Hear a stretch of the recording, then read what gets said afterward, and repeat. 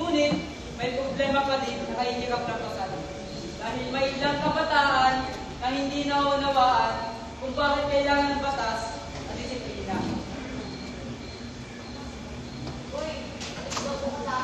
Madali na isip yan. Hoy! Andiyan na ang pingin! Yun! Yun!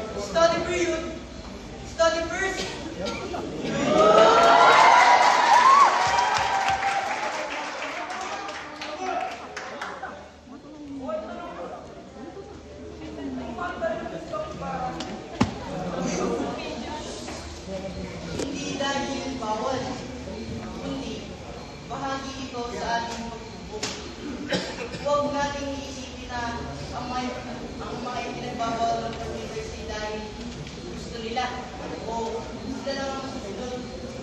Sige, ikaw yung pagpapasikinan para tayo magtutulog. Guys, sanigay na naman. Anong sa iba? May oras na lang tayo para sa lahat, no? May oras sa pag-aaral, maglalaro. May oras. Wala yung oras na yan. Hindi ba pwede kumain pag nagugutom? O kaya, magpahinga pagpasod na. Kaso hindi. Ito mo kapitis. Yung sister natin, gipit na gipit. Like, yung gusto natin gawin, parang wala lang. Like, there's no freedom at all. No freedom at all. Ipaliwanag mo nga kung bakit dito ka pumasok sa signal. Kung ang gusto mong gawin, ay yung ginagawa mo sa labas. Eh, hindi naman kasi sa ganun. Pumasok ako dito para ba matutunan ko kung paano ko gusto ko palagay sa Diyos. Di ba? At gusto ko din maging isang mabuting kaibigan, kapatid, at anak. Hindi ba, King? Kaya ako matutulungan. Hoy, RJ. Yun naman pala eh. Eh, ba't ang dami mong pinete? Ba't na gusto mong mangyari? Hindi naman siguro nagdedelish sa atin. Sinasabi niya lang kung ano yung nararamdaman niya. Alam mo, RJ, nakaka-relate ako na feeling ko, nasa kulungan tayo.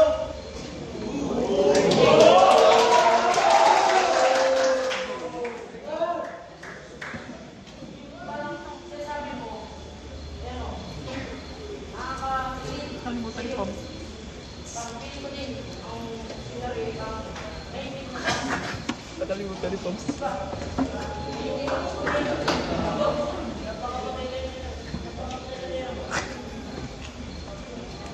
Paano mo naman nasabi? Na ang seminaryo, parang kulungan? At saka kung may epan dito, ito lang yung... Kaya ako nasabing parang kulungan ng seminaryo. Paborito? Paborito eh. Wala akong kalayaan mo na lang. Lagi na lang ganito. Ganyan. May pinapatuloy sa schedule. May correction, evaluation, at accountability. In short, pantay sarado tayo. Hoy! Ano ba? Hindi ba alam na napakalaking pagkakamali na ito para sa nangyari sa kulungan? So, hindi naman ko sa inyo. Makinig kayo. Ang kulungan ay lugar kung saan pinarurusahan ang maraming tao dahil sa kasalanan. Pero dito sa seminaryo, ito ay lugar kung saan hinuhubog kayo mga seminarista at inihanda tayo sa pagpapari. Sa kulungan, nililimitahan ang kalayaan dahil sa kasalanan. Ang seminaryo, ito ay lugar kung bakit inihanda tayo. Mas pinili natin mga seminarista ang pagdisiplina dahil sa ating devotion sa pagmamahal sa Diyos. Tama kayo na parang kulungan. Pero ito ay sa struktura lamang ng disiplina. Hindi sa layunin. Para sa inyo ba? Ang pagdisiplina ba ay handang sa kalayaan? O ito ay daan parang may tunay na malaya? Sa totoo lang, ang tunay na kalayaan hindi sa paggawa ng kung ano-ano, kundi mukha kayang gumawa ng tama.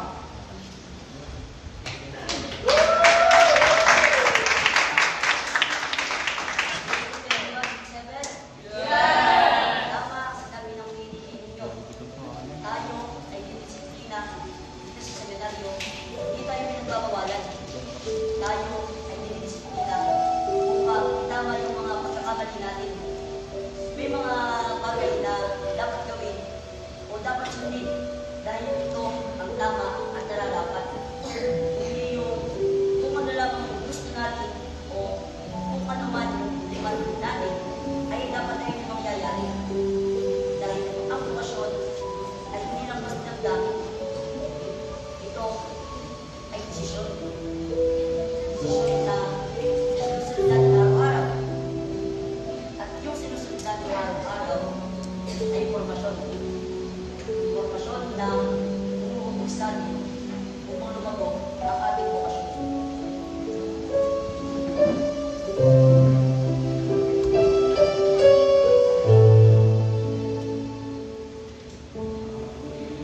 May oras na tatahimik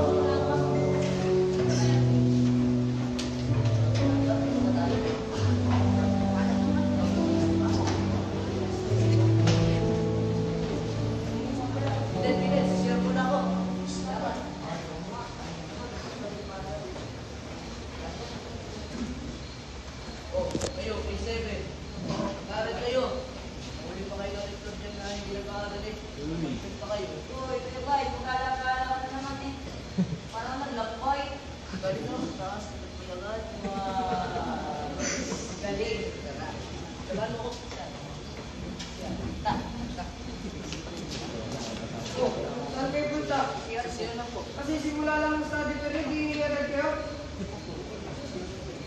Mamaya na balik-balik. Grabe naman ang rektor. Sarili po upuan. Mga hindi ginagamit ng mga isang study period. Kita yung review. Para sa grade 7, mag-review kayo. May quiz tayo bukas. Wala kayo ba? Wala kayo re-record. Hindi ako mag-record. Ano nire-record ko? Ikaw talaga, parang matandaan yung tinuturo. Kaya yun yung laso. Tahimik lang, tapos nag-review pa. Ganun laso? Hindi naman. Kapatuloy ko.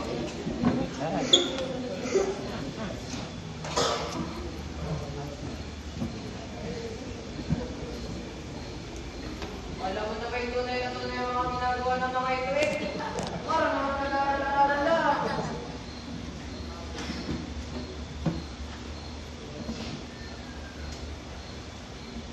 Ikaw, anong ginagawa mo? May assignment ba kayo? Tapos ka na doon? Sana matapos na din yung pagiging late mo lagi sa Japanese. Sakto sa pagbuko pagkatapos ng him. Na mag-aral ka ha? Ikaw, Papsi, ano yan? Hindi ko pa si Pamilyano nagawa. Ay, makin ba tayo? Nakita na naman kita sa CCTV. Saan po, Father? Sa refectory, nagkakatulog ka.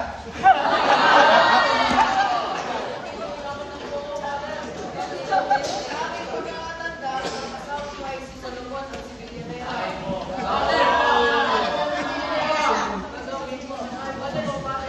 Kaya pala tatlo yung patrol, tigigisa kayo.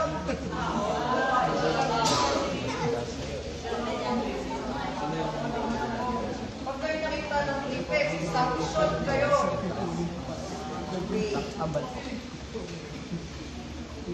Ikaw mo, kamusta ka naman? Ayos lang naman po. Isa pang naman masasay, wait lang. Tingnan natin sa seminary mo. Ito, bilas ko mga kliyente.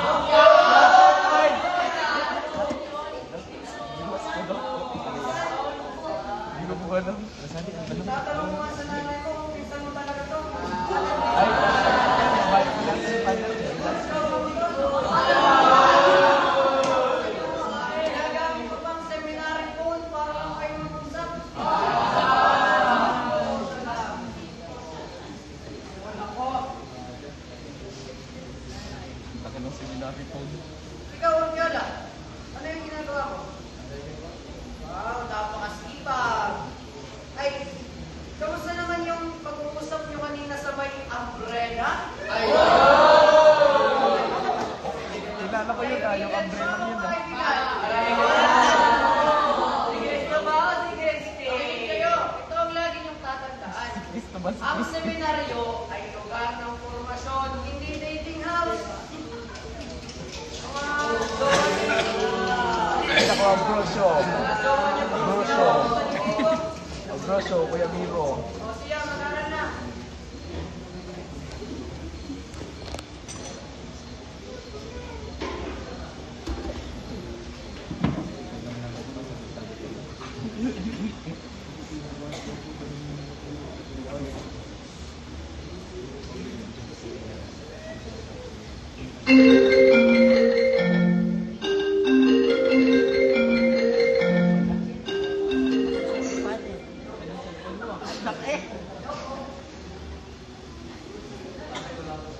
Wala pang signal dito.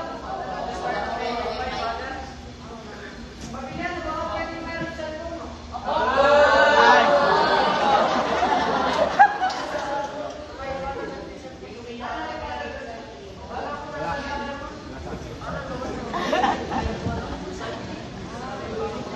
Ay, wala tayong signal. Sasabihin ko sa procurator, magpakabit ng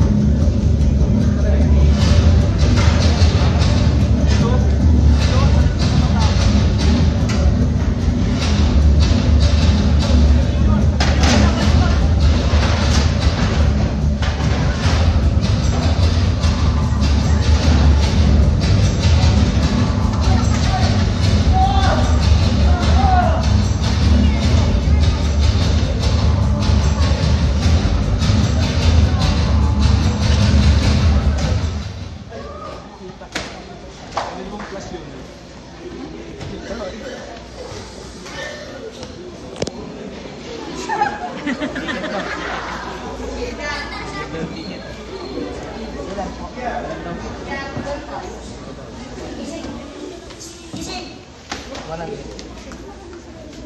Nasaan tayo?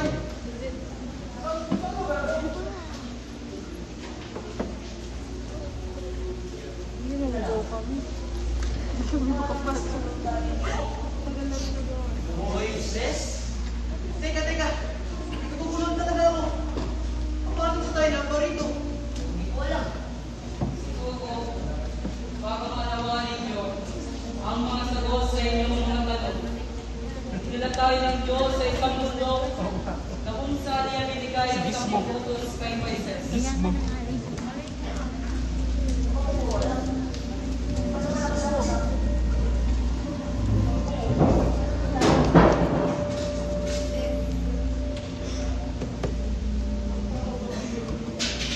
Teka, yun ba yung pinag-aaral natin siya?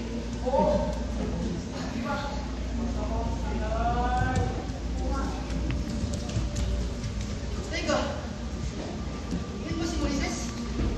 Oo, yan si Moises. Sila ang mga Israelita na galing Egypto. Iniligtas sila ng Diyos sa pamamagitan ni Moises. Halika kayo, tulungan natin sila.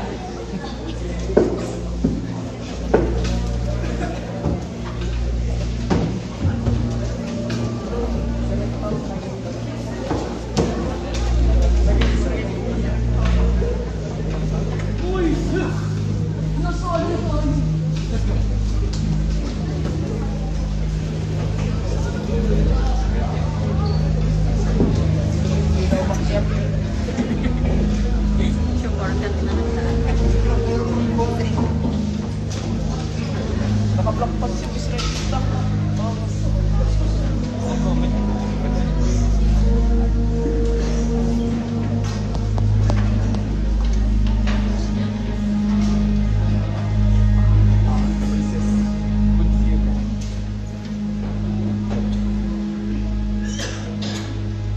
Bayan ng Israel, aakitin ko ang bundok ng Sinai para sa Panginoon. Manatili kayo sa daan.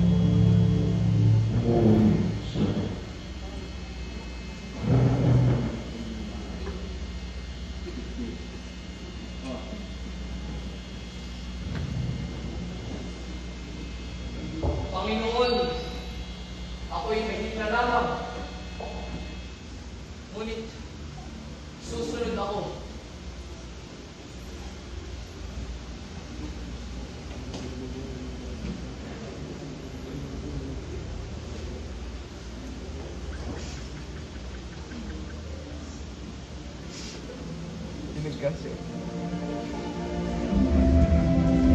Ay, natin pala.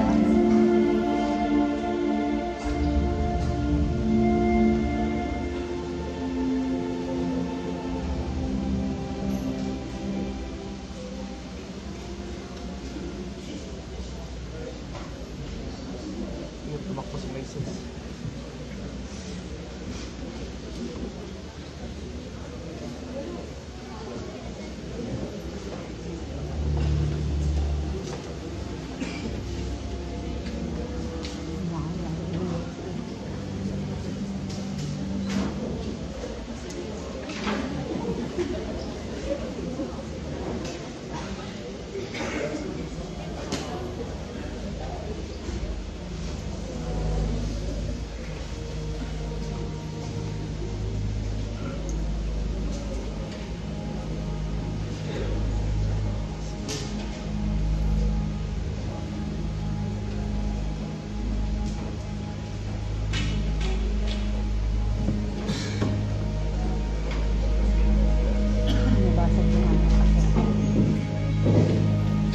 Ang tagal nyo! Mamamatay tayo dahil sa gutom! Oo nga, nasaan na siya? Ano? Nasaan ang pinuno natin? Mamamatay tayo dito! Ano ba natin gawin? Gumawa kaya tayo ng Diyos-Diyosan. Oo nga. Yung makikita natin, makakatulaw. Teka lang. Kukunin mo lang ating magiging Diyos-Diyosan. Teka, sasama mo. Kukunin natin.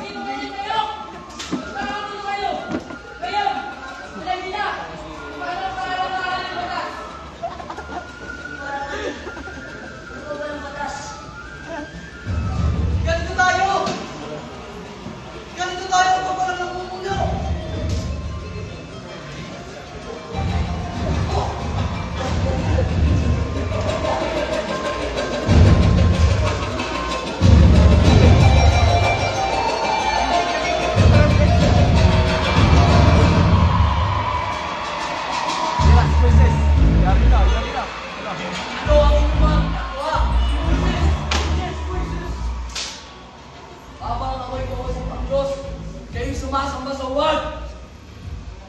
Ang mga batas nito ay hindi binigay para kay Itali, kundi manatiling bayan ng Diyos